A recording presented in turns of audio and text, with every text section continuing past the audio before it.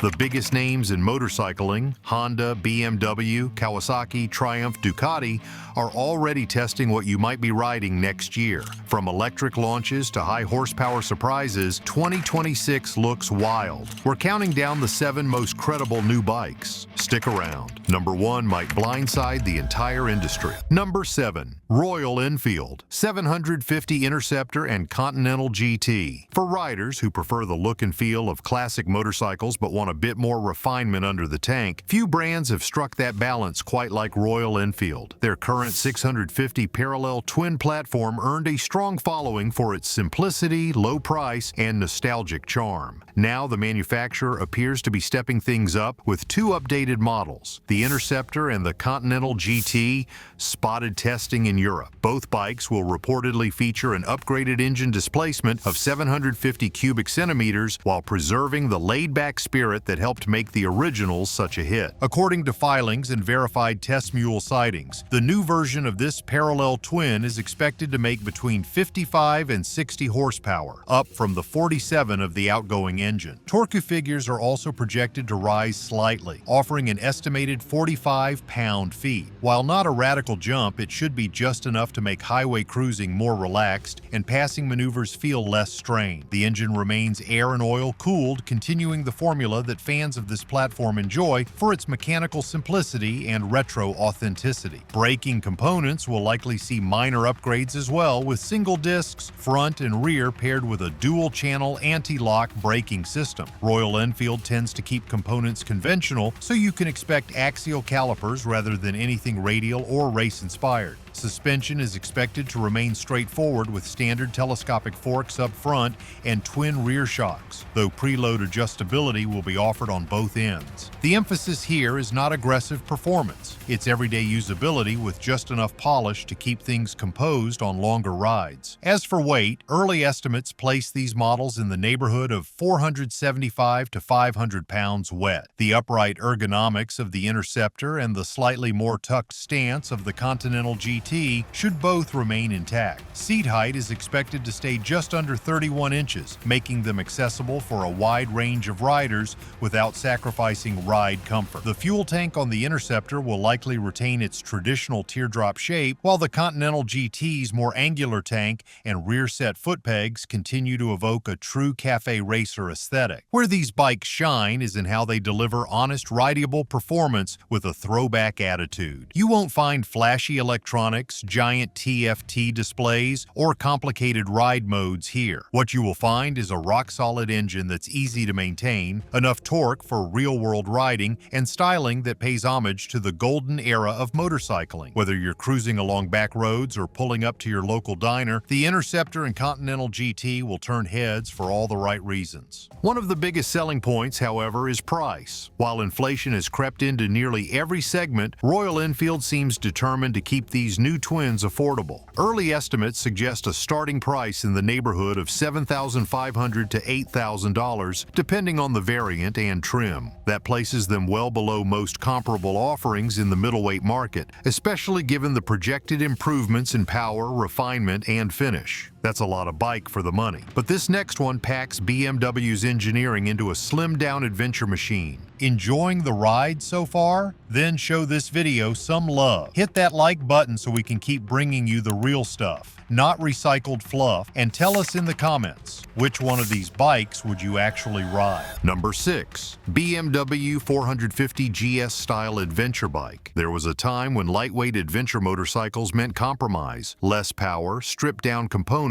and very little of the refinement seen in larger touring machines. That time is quickly ending. With the recent reveal of a compact dual-sport prototype, BMW is preparing to launch what could become a new standard in the sub-500-pound adventure segment. The new GS-style platform, centered around an all-new 450 cubic centimeter parallel twin, has already been spotted in real-world testing and confirmed through corporate disclosures. What sets this platform apart is its unorthodox firing interval. Instead of the traditional 180-degree crank configuration found in most parallel twins, this engine utilizes a 125-degree firing pattern, something never before used in a production motorcycle. cycle. The result is a distinctive exhaust note and a power delivery that more closely mimics the pulse of a V-twin, offering a smoother, more tractable feel on loose terrain. Peak horsepower is projected at 47, aligning it perfectly with Europe's A2 licensing regulations while still delivering enough strength to stay composed at highway speeds. Torque output is expected to land just under 35 pound-feet, giving it adequate low-end pull for off-road climbs and fully loaded touring. This motor is designed not just to move efficiently, but to offer character, something often lacking in entry-level adventure bikes. BMW has emphasized rideability and mechanical uniqueness with this engine, rather than chasing spec sheet victories. Stopping duties will be handled by single-disc brakes, both front and rear, supported by a dual-channel anti-lock braking system. Suspension consists of standard long-travel telescopic forks at the front and a preload adjustable rear monoshock.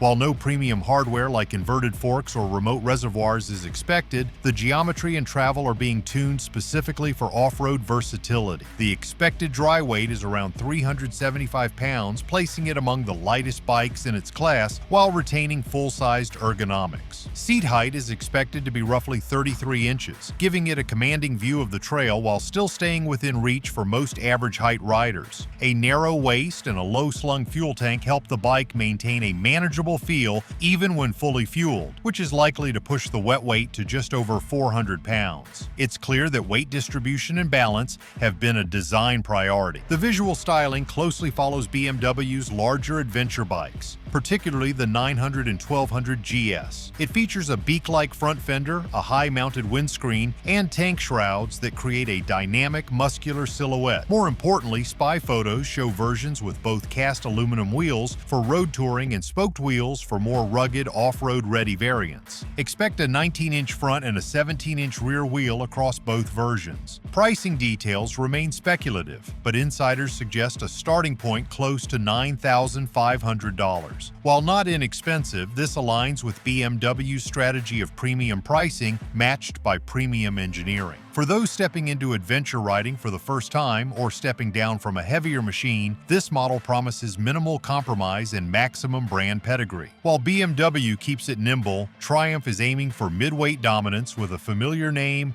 and a lot more grunt. If you're already planning your next bike, make sure your gear's ready too. Our go-to helmets, gloves, and tools are all linked in the description. Number 5. Triumph Trident 800. Triumph has spent the past few years refining its middleweight lineup, and now they appear ready to up the stakes. Recently captured in multiple spy photos on European roads, the next-generation Trident is set to move beyond the 660 platform that made it a breakout success. The upcoming model will reportedly feature the same 888 cubic centimeter triple engine found in the Tiger Sport, giving riders more usable power across the rev range and better long-distance touring capabilities without sacrificing agility. That triple-cylinder engine is expected to produce just under 100 horsepower, with a torque figure in the neighborhood of 60 pound-feet. What makes Triumph's triple stand out isn't just raw output, but how it delivers, smoothly, predictably, and with a wide power band that's equally at home slicing through corners or cruising at freeway speeds. The additional displacement gives the Trident a noticeable bump in mid-range torque over the outgoing model, making everyday riding more responsive and rewarding. On the braking side, the new Trident is expected to offer dual front disc brakes with radial-mounted calipers and a dual-channel anti-lock braking system, bringing it in line with other high-performance middleweights. Suspension will likely see an upgrade as well, with inverted front forks and a preload adjustable rear monoshock aimed at giving riders both sharper handling and greater comfort. Triumph is known for tuning its suspension with real-world road conditions in mind, and the Trident setup should reflect that philosophy. Estimated wet weight should come in just under 450 pounds, maintaining the Trident's reputation for light, manageable street performance. Upright ergonomic, a wide handlebar, and neutral foot peg placement suggest the new bike will remain just as comfortable for commuting and weekend rides alike. Seat height is projected to stay in the 31 to 32 inch range, offering a solid balance of ground access and visibility. Visually, the new model carries forward the clean, muscular silhouette of the original Trident. Expect minimalist bodywork, LED lighting, and subtle badging that hints at performance without overstatement. It's likely to continue using a single-round headlight and compact tail section, helping it retain the urban edge that made the original so popular with younger riders. Triumph has always been careful to avoid trend-chasing design, and this iteration of the Trident stays true to that ethos. Modern, but not overstated. Perhaps one of the most compelling elements of the Trident 800 will be its value proposition. Despite the bump in power and likely improvements in component quality,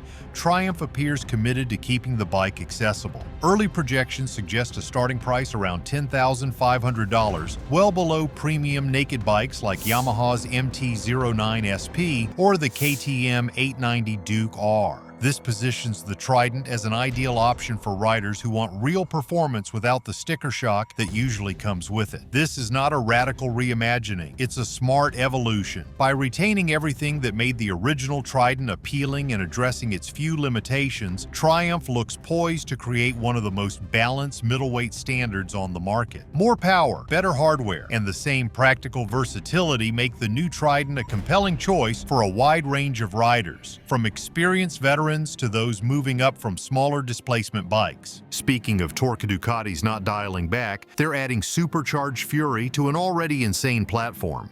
Number 4. Ducati Diavel V4 RS. Among performance cruisers, few motorcycles command presence like the Diavel. Combining drag strip aesthetics with sport bike acceleration, it has always blurred the line between categories. Now Ducati appears ready to push that boundary even further. Filed patents and internal documentation confirm that a new version, the Diavel V4 RS, is in active development, and it is shaping up to be the most extreme iteration yet. At the core of this RS variant is a significant engine upgrade. Rather than the existing Gran Turismo V4 engine found in the standard model, this version is expected to feature the full Desmosedici Stradale V4 motor derived from the Panigale Superbike. That means a displacement of 1,158 cubic centimeters and a peak output exceeding 200 horsepower. While that figure alone places it among the most powerful production cruisers ever built, it's the delivery that sets this engine apart. Sharp, high revving, and tuned to unleash its full potential in the upper registers. Torque output is expected to surpass 90 pound-feet with a broad mid-range and aggressive top-end pull. This motor uses a counter-rotating crankshaft and desmodromic valve timing, providing not only blistering acceleration but also refined mechanical character. The addition of launch control, wheelie control, and multiple ride modes will help make that power usable, whether carving corners or making an aggressive highway pass. Braking will be handled by Brembo's top-tier hardware, most likely Stylema or Stylema R calipers paired with dual large-diameter discs at the front and a single disc in the rear. Ducati's cornering dual-channel anti-lock braking system will be standard, integrating seamlessly with the rest of its advanced electronic safety suite. Expect lean, sensitive traction control, slide control, and possibly a race-tuned quick shifter as well. Suspension is anticipated to come from Öhlins, with fully adjustable inverted forks up front and a monoshock in the rear. Both units will be tuned for a balance of aggressive cornering and real-world comfort, allowing the bike to remain planted at speed while retaining the Diavel's characteristic long-distance capabilities. The chassis geometry will remain stretched and low-slung, prioritizing stability without sacrificing maneuverability. Wet weight is estimated at just under 560 pounds, an impressive figure given the displacement and power figures. The seat height is expected to stay close to 31 inches, offering a commanding posture with a deep, supportive saddle and wide, swept-back handlebars. Foot peg placement remains slightly forward, giving the rider a cruiser stance without removing their ability to lean into curve. Visually, the RS will build upon the aggressive styling of the current Diavel V4, but with track-focused details. Spy shots and renderings suggest lighter forged wheels, carbon fiber trim, and RS badging. The signature LED light bars, single-sided swing arm, and sculpted exhaust will remain, but the finish and detailing will signal its elite status within Ducati's lineup. Red stitching, brushed metal accents, and unique paint schemes are all likely additions to emphasize its performance pedigree.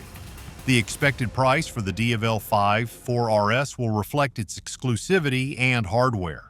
Early estimates suggest a starting price around $35,000, positioning it above most other power cruisers and directly into the realm of high-end muscle machines.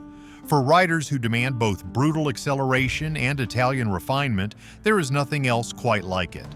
Ducati's going big on brutality, but Honda might have just unveiled the most futuristic commuter engine in decades. Number 3. Honda's V3 turbocharged prototype.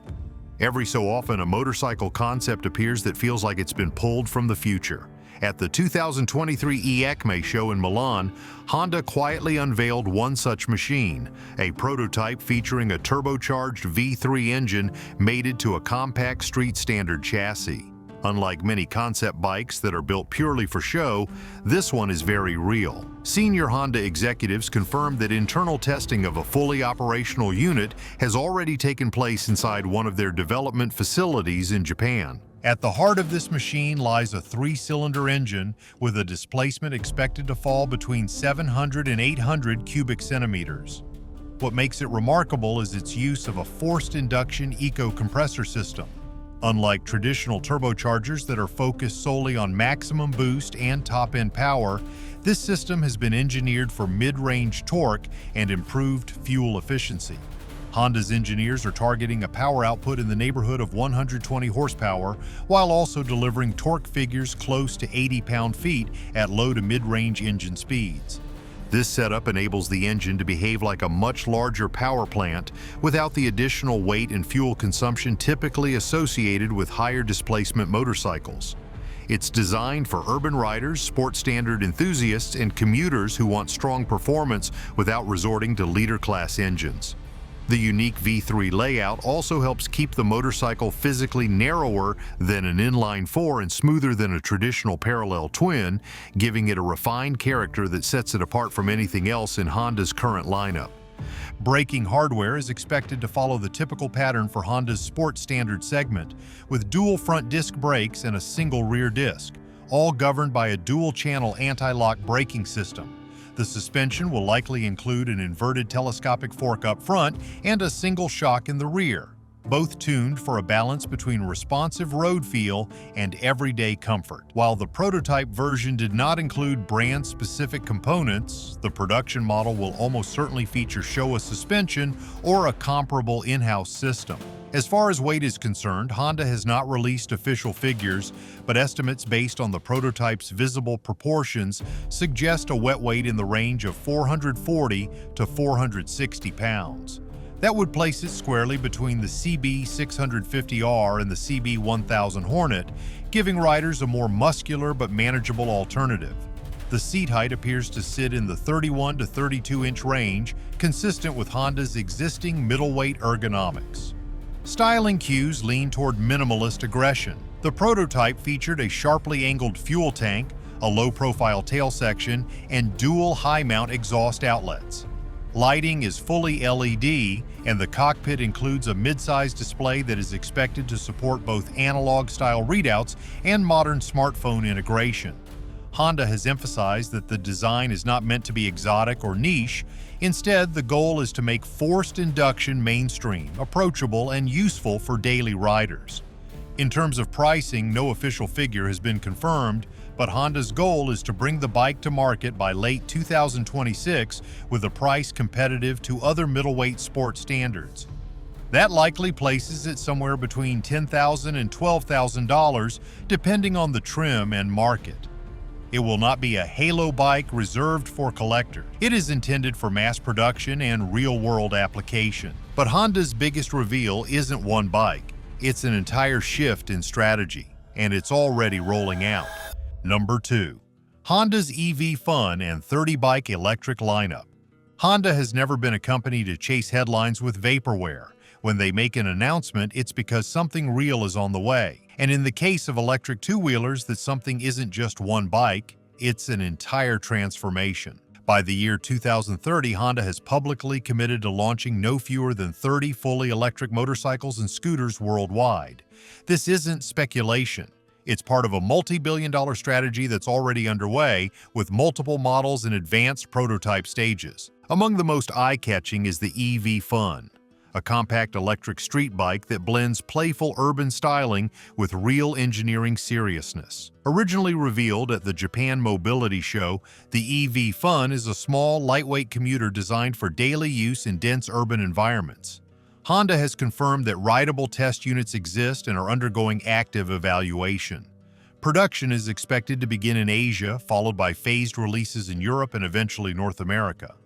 While final specifications are not fully disclosed, the EV Fun is expected to offer a motor output in the range of 15 to 20 horsepower, which places it close to a 125 cubic centimeter internal combustion motorcycle.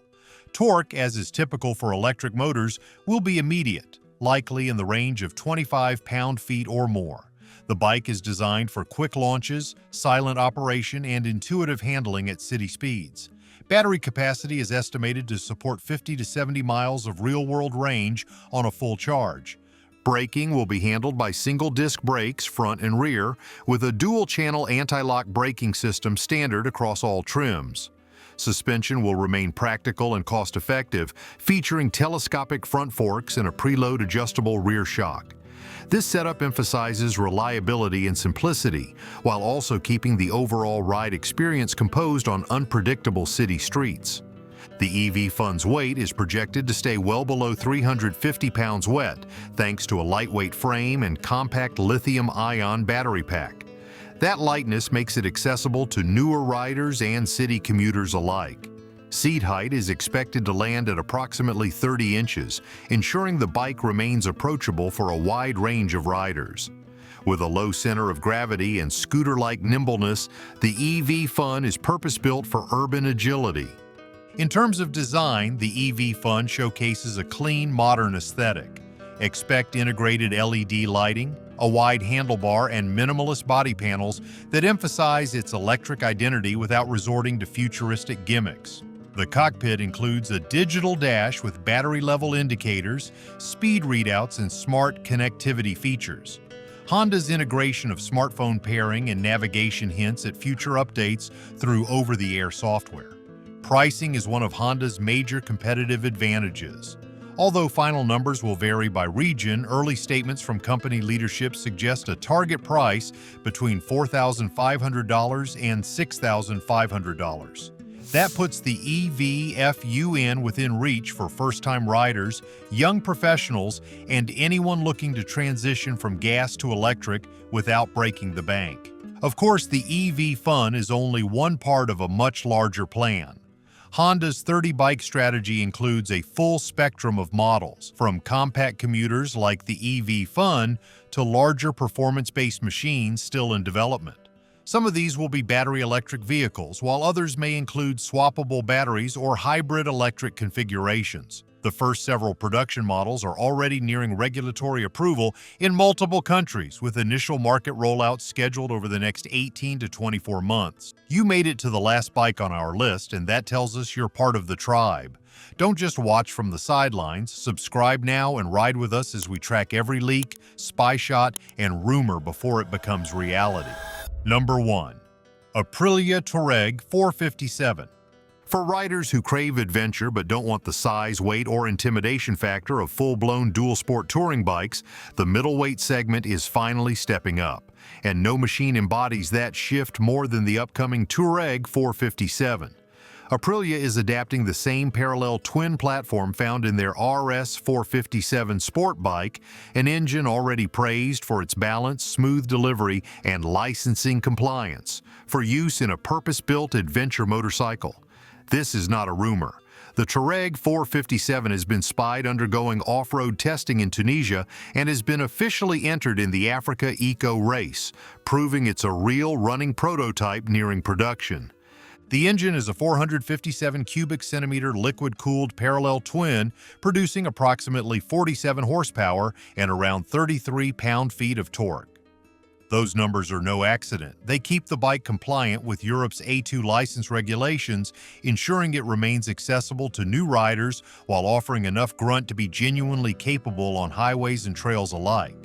While it won't win drag races, the engine's broad power band and forgiving nature make it ideal for long-distance exploration and technical terrain. Braking is expected to come from single-disc units front and rear, assisted by a dual-channel anti-lock braking system. While not oversized, these components are proven to be more than sufficient given the bike's expected weight and power. Suspension will likely follow the same adjustable long-travel formula as the Tuareg 660, with a traditional telescopic fork up front and a preload adjustable monoshock in the rear. Though full suspension specs haven't been released, early indicators suggest that Aprilia is tuning the components for real off-road usage rather than just adventure styling. Weight is projected to come in around 380 to 410 pounds wet, depending on final trim. That makes it one of the lightest full-size adventure bikes on the market, especially when compared to the likes of the Royal Enfield Himalayan or the KTM 390 Adventure. The lightweight chassis, combined with slim bodywork and a narrow seat, gives the Tuareg 457 a more confident, agile stance. Seat height is expected to hover just under 34 inches, striking a balance between ground clearance and accessibility for most riders. The geometry of the frame has been designed with off-road exploration in mind. With a 19-inch front wheel and a 17-inch rear, the Tuareg 457 promises genuine trail capability without compromising its on-road manners. Ground clearance is expected to exceed 8 inches, making it suitable for everything from fire roads to rocky climbs. Optional spoke wheels and rally-style accessories, including crash bars and soft panniers, are likely to be available once production models reach dealerships. Styling follows the design language of the Tuareg 660 with a tall windscreen, aggressive fairing angles, and minimalist rear bodywork. LED lighting, a compact digital instrument display, and switchgear borrowed from other Aprilia models complete the cockpit. There's no unnecessary fluff here. Everything is purpose-built for visibility, control, and durability. This is a true adventure bike, not just a street bike wearing knobby tires. Most impressively, Aprilia has targeted a starting price that significantly undercuts larger adventure bikes, making the Tuareg 457 a highly competitive offering in the lightweight dual sport space. Early pricing speculation points toward a base model in the $9,000 to $10,500 range, depending on region and accessories. That's serious value, especially considering the chassis pedigree, engine refinement, and race-proven testing the bike is undergoing. That wraps up the most exciting new bikes coming in 2026. If this gave you something to think about, make sure to like, comment, and subscribe. We drop real updates weekly. And if you haven't seen it yet, check out our last video. This $2,000 Chinese motorcycle is humiliating Harley-Davidson. It's a global underdog story that might just shake the entire cruiser market.